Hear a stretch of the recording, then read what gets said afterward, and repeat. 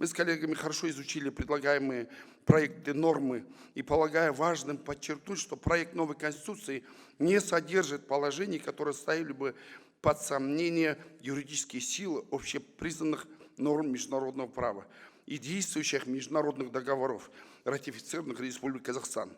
Казахстан сохраняет приверженность принципу взаимности в отношении с другими государствами, а также базовыми универсальными международными договорами, включая договоры Организации Объединенных Наций в сфере прав человека.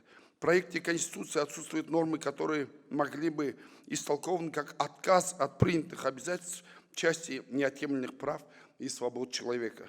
Вместе с тем, в условиях нарастающей турбулентности международных отношений, усиления геополитических, экономических и правовых рисков, принятие и исполнение международных обязательств должно сопровождаться более тщательной правовой конституционной оценкой с точки зрения суверенитета, независимости и основ конституционного строя Республики Казахстан. Первое. Коллизии и риски связаны с приоритетом международных договоров перед законами. Действующая редакция Конституции, там была 4-я статья, допускала, что в случае юридических коллизий между законом и международным договором применению подлежат нормы международного договора. То есть приоритет был ставлен. На практике это приводило к ситуации, при которых даже при наличии явных противоречий с действующим законодательством, в том числе способных негативно повлиять на реализацию прав и свобод граждан, автоматически принимались положения международного соглашения. В условиях правоприменения норма о приоритете договора в коллизии с законом становится определяющей, что ограничивает возможность национального законодателя своевременно устранять выявленные противоречия и корректировать правовое регулирование. Если возникающие вопросы, затрагивающие конституционные ценности, основу правопорядка и гарантии прав человека. В результате механизм практической реализации международных договоров оказался ослабленным. Мы изучили многие практики разных стран, они предполагают, что они не несут приоритет. Приоритет должен быть Конституции. И потом они внутренним законодательством все коллизии могут решать. Дополнительные риски обусловлены тем, что неточность или неясные обязательства, допущенные на стадии заключения таких договоров, в последующем приобретают приоритетное значение и не могут быть скорректированы посредством принятия или изменения законов Республики Казахстан, что негативно влияло на устойчивость правовой системы.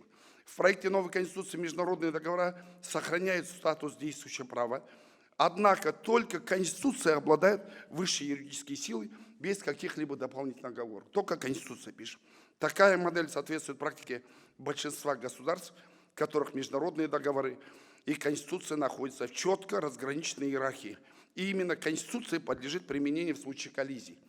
Данный подход не направлен на ограничение международных обязательств, а напротив служит дополнительной гарантией защиты прав и свобод граждан, поскольку исключает ситуацию, при которой международный договор применяется автоматически, без предварительной проверки его соответствия конституционным основам. И второе, тоже очень важное изменение, уточнение порядка действий и применения международных договоров.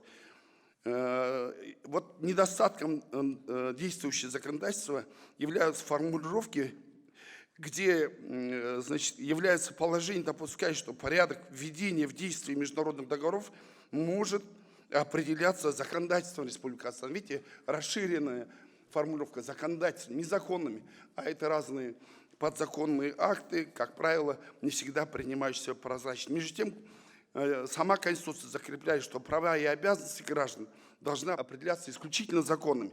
Такая конструкция порождает правовую неопределенность, размывает компетенцию государственных органов и создает почву для правовых споров и конфликтов, особенно в сферах международной торговли, технического регулирования, включая вопросы соблюдения стандартов. Принятие законов посредством открытых и прозрачных процедур, включая обсуждение в рамках Курултая, с точки зрения закрепления полномочий и ответственности государственных органов, есть необходимое выделение необходимых финансовых ресурсов, а также необходимым механизм парламентского контроля и надзора, формирует более эффективный и предсказуемый механизм исполнения международных обязательств. Ну и хочу в конце сказать, что выстроенная иерархия, где высшую юридическую силу имеет только Конституция, создает более прозрачную и четкую конструкцию. Это является гарантией соблюдения прав, и свобод граждан, когда никакой международный договор не должен априори приниматься, если он может противостоять действию Конституции. То есть предполагается, что права и обязанности иностранцев будут находить закрепление в национальном законодательстве. Цель конституционного регулирования в данном случае обеспечить стабильность базовых конституционных ценностей, правовые гарантии граждан и согласованность и справедливость законодательства.